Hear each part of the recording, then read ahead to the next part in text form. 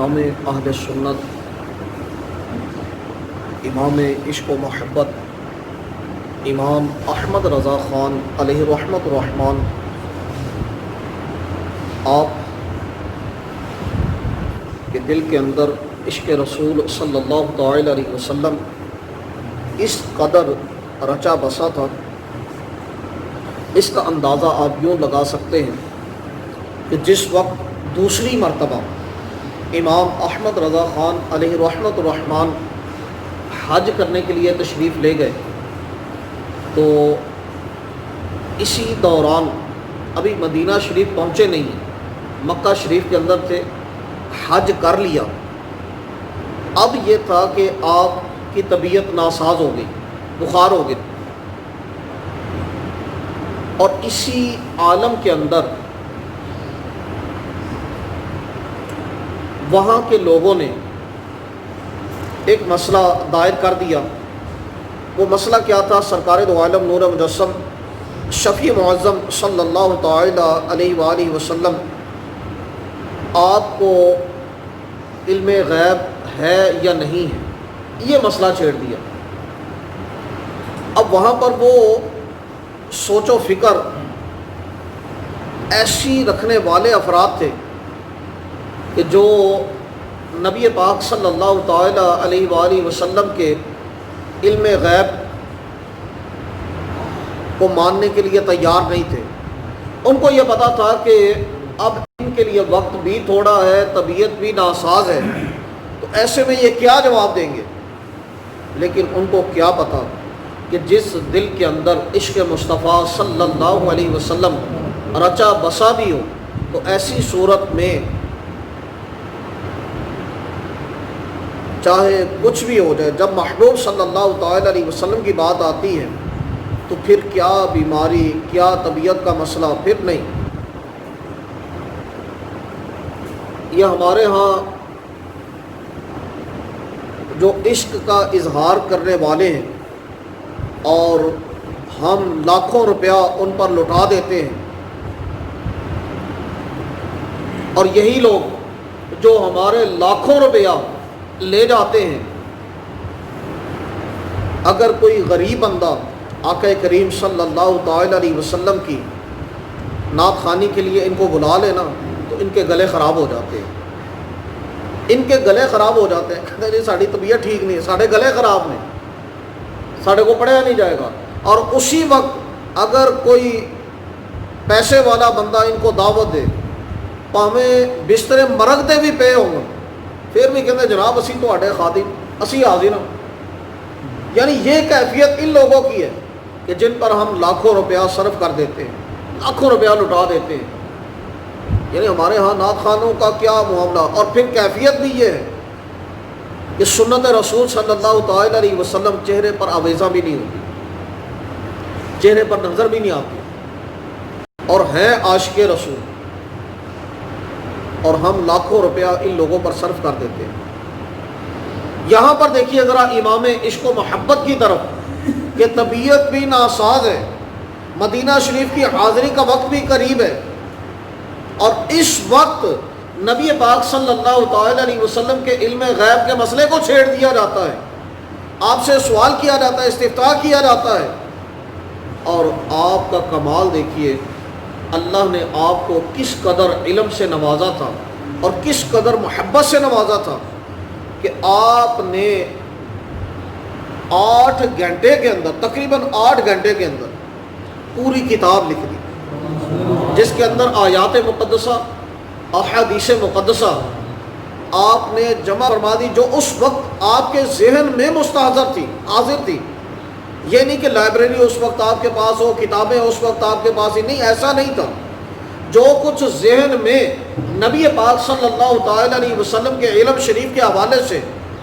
قرآن کریم اور احادیث مقدسہ کی روشنی کے اندر موجود تھا، آپ نے وہ کچھ اس کے اندر جمع کر دیا، اور تقریباً 8 گھنٹے کے اندر پوری کتاب الدولۃ المکیہ کے نام سے ہے،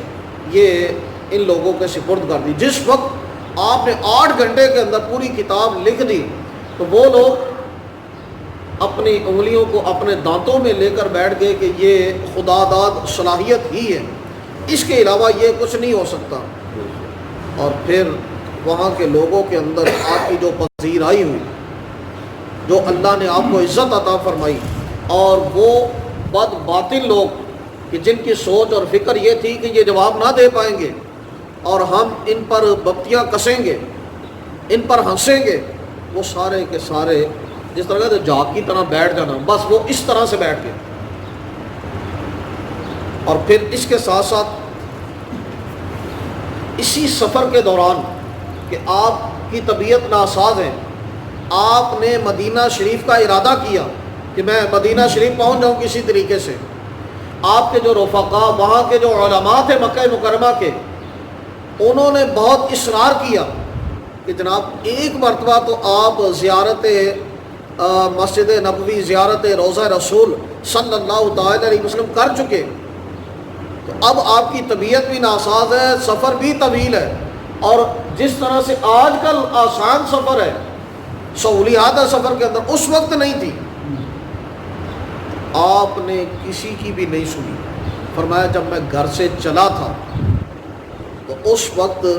نیت ہی محبوب صلی اللہ تعالی علیہ وسلم کی بارگاہ میں حاضری کی تھی، یعنی حج تو کر لیا لیکن حج ان کے طفیل کیا ہے۔ اصل مراد حاضری اس پاک در کی ہے، ان کے طفیل حج بھی خدا نے کرا دیے، اصل مراد حاضری اس پاک در کی ہے۔ یعنی اصل میں اس نیت کے ساتھ نکلا تھا کہ روضہ رسول صلی اللہ تعالی علیہ وسلم کی حاضری دینی ہے۔ اور پھر اس وقت آپ نے ایک حدیث پاک کہ جس کے اندر یہ ذکر فرمایا گیا، من حج ولم یزرنی فقد جفانی، کہ جس نے حج کیا اور میری زیارت نہ کی اس نے مجھ پر ظلم کیا، اس نے جفا کی۔ آپ نے اس حدیث پاک کو پڑھ کر ارشاد فرمایا کہ اس حدیث کا مطلب میرے نزدیک، اور علماء نے اپنے اعتبار سے کہا، انہوں نے کہا جناب حج تسی کر لیتا سی پہلے بھی، تسی زیارت بھی کر لیتی، ہن تسی کہڑے گناہگار ہو۔ آپ نے پھر ایسے حدیث کو لے کے آپ نے ارشاد فرمایا کہ تم لوگ، تمہارے نزدیک اس حدیث کا مطلب یہ ہے بس ایک مرتبہ روضہ رسول صلی اللہ تعالی علیہ وسلم پر حاضری دے دی، ایک مرتبہ زیارت کر لی، یہ کافی ہے۔ لیکن میرے نزدیک اس حدیث کا مطلب یہ نہیں ہے۔ میرے نزدیک اس حدیث کا مطلب یہ ہے کہ عمر میں کتنے ہی حج کرے، زیارت ہر بار ضرور ہے، زیارت محبوب صلی اللہ تعالی علیہ وسلم ہر بار ضرور ہے۔ بس اس کے بعد آپ نے ارشاد فرمایا کہ آپ علماء ہیں، آپ دعا فرمائیں کہ بس میں سرکار صلی اللہ تعالی علیہ وسلم تک پہنچ جاؤں، روضہ اقدس پر ایک نگاہ پڑ جائے، اگرچہ اسی عالم میں دم نکل جائے، لیکن ایک مرتبہ میں اپنے محبوب صلی اللہ تعالی علیہ وسلم کے روضے پر حاضری دے لوں۔ جب یہ جملہ آپ نے ارشاد فرمایا کہ میں روضہ انور پر ایک نگاہ ڈالوں، ایک نگاہ پڑ جائے، پھر دم نکل جائے، تو علماء اکرام کے رنگ متغیر ہو گئے اس وقت۔ اور اس وقت حضرت مولانا شیخ صالح کمال انہوں نے فرمایا کہ ہرگز نہیں، یعنی ایسا نہ کہیں کہ بس میں ایک مرتبہ پہنچ جاؤں اور نگاہ پڑ جائے روضے پر